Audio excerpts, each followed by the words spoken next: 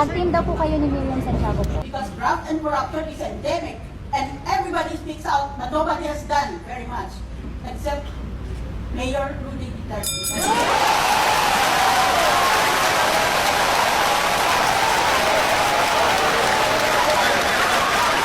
Well, si Mayor Duterte, halos magkamukha lang yan kami. Kaya kami matalik magkaibigan. Kasi sometimes we descend to the level of hyperbole. Yung pag sinusobrahan mo ang sinasabi mo para mas epektibo, mas nakaka-catch attention ng nakikinig, pero hindi naman literally true. So, I think itong mga accusations of a so-called death squad or other terrorist actuations, dapat may reklamo sila noon pa. Noon pa yun eh. Istorya na yan noon pa. Baka 10 taon na. Kaya, ba't hindi siya inimbestiga? Ba't hindi nila pinag-file ng mga ganong kaso?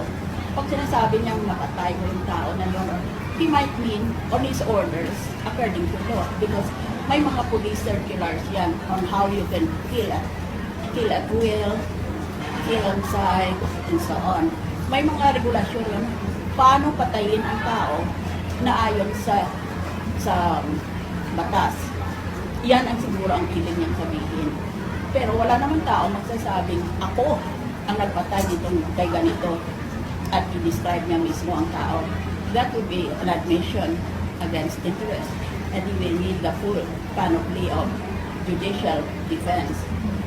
So, I think it can be disregarded unless there is weighty evidence as hyperbole. One of those things that politicians sometimes say, sometimes in an exaggerated way, to catch the attention of the public.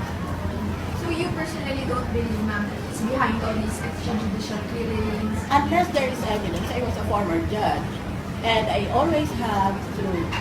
always careful to make a distinction between hyperbole, exaggerated way of talking, and a serious piece of evidence that's not necessarily just testimonial by testimony, or may even consist of hard evidence. So we all have to obey the rules of court, particularly the rules of law.